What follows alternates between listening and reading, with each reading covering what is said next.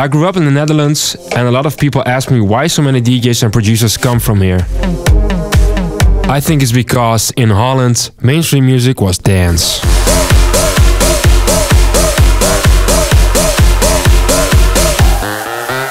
I started listening to dance music when I was 9 years old. I don't even recall other music on the radio than rock, pop and dance music. And I think that's why the Netherlands was ahead of its time compared to the rest of the world.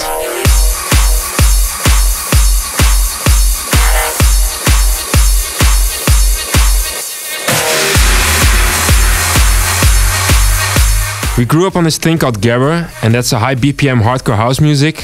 And when I heard it, I was like, what kind of music is this and how do they make it? I found out they use samplers, synthesizers and stuff I couldn't afford at the time.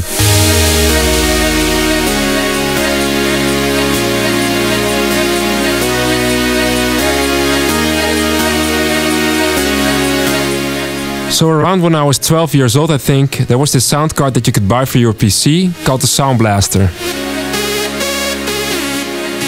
I saved my allowance, went out and bought it, and started to get into making electronic music with this program called Pro Tracker. It only has 4 channels and you had very small sample space working from a floppy disk. It was so limited that you had to put a kick drum and a hi-hat on the same channel and you had no effects like a reverb or delay. So yeah, it was really basic.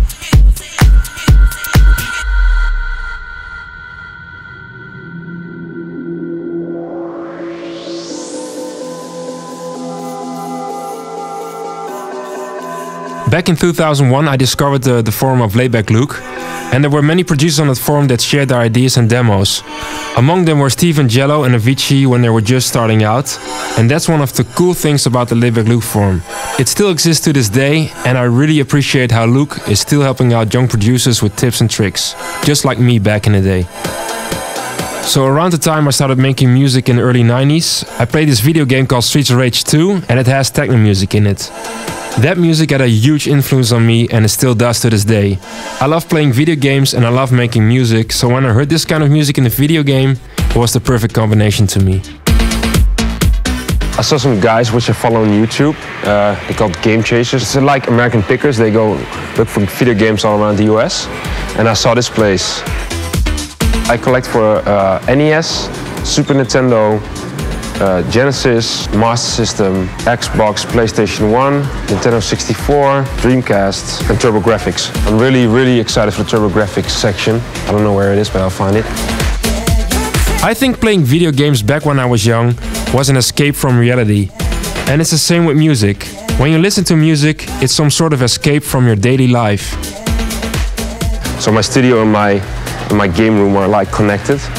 So at home, it's like making music, okay, some time off, and then next room is playing games.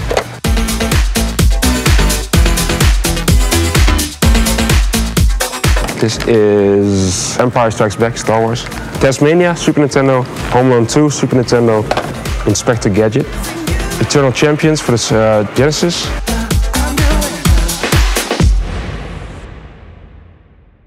I first met Paul because his younger brother was in the same class as me in high school. I went to his place and I saw Paul making music. And I was like, hey, you're making music on the same software as me? And he said, yeah man, I'm making gabber music. And I was like, yeah, I make that too. So we instantly had a connection. So we started Bingo Players in 2006 and we just went for it. I had an office job working till 5 PM and after that I would go home to eat. Paul would come over and we produced till late at night until we finally had a record that would break through.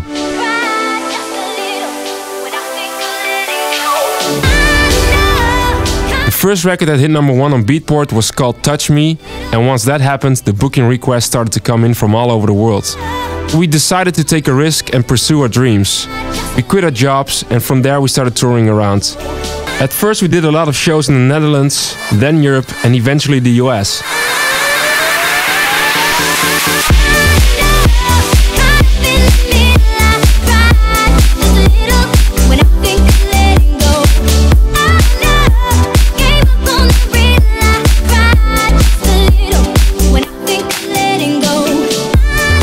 They were a tastemaker. They were some of the first ones to bring that Dutch sound to America and nail down the dance floor tracks that the DJs wanted to play in their sets. It was the ability to make the entire dance floor actually dance to dance music in a time where everyone wanted to listen to hip hop.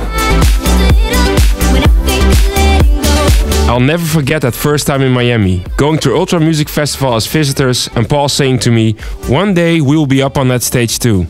And 2-3 years later, we were playing there. We felt like we did it, we made it. That was our goal and we achieved it. That was such an amazing feeling.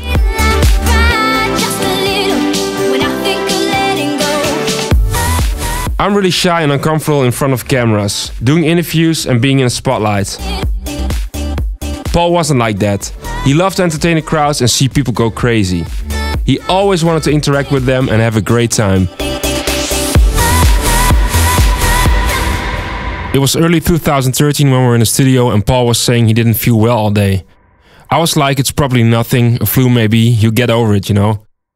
Then, a few days before we had to leave for a US tour, he felt so ill that I had to do the tour by myself. Once I arrived in Chicago for this big festival called Spring Awakening, I got a call and he told me, I've been hospitalized, they checked my blood and it's cancer. I was so shocked and I couldn't believe it. I was on my way to the festival but couldn't think about anything else than Paul. Over time, things became worse and at a certain point we sat down and he said to me, it's not the most fun thing to talk about, but when I'm gone I want you to continue Bingo Players if you can. Because we worked so hard for everything that we accomplished. Who needs a gun? Boom, boom, knock you out. You knocked me down, but who's laughing now? Boom, boom, knock you out. My fight is one. Who needs a gun? For Martin, it was like a really difficult time because as much as he knew that Paul wanted him to, continue to work and continue to build on what they've accomplished so far, it was always, difficult to adapt because for years they have done it together. From that point on, he had to do it alone. After Paul passed away, all the fans around the world were so good to me. They brought banners with Rip Paul and shirts with Fuck Cancer to the shows and helped me keep on going.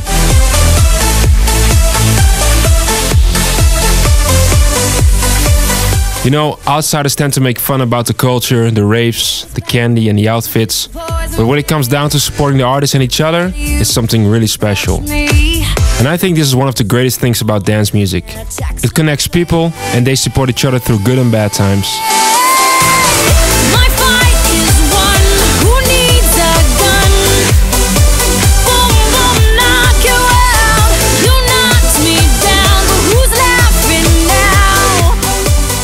I met the guys, Martin and Paul, in like 2012. It was a good vibe, and they told me that I was a good MC and everything, and maybe in the future we're gonna work together. Get up, get up, get up. I'm not saying he's replacing Paul, but he's a good addition to something that I've lost, you know. Get up, get up. Bingo Players is really a product of Martin and Paul, and that is sacred. I'm an MC, I'm a part of a bingo player, but I'm not the bingo player.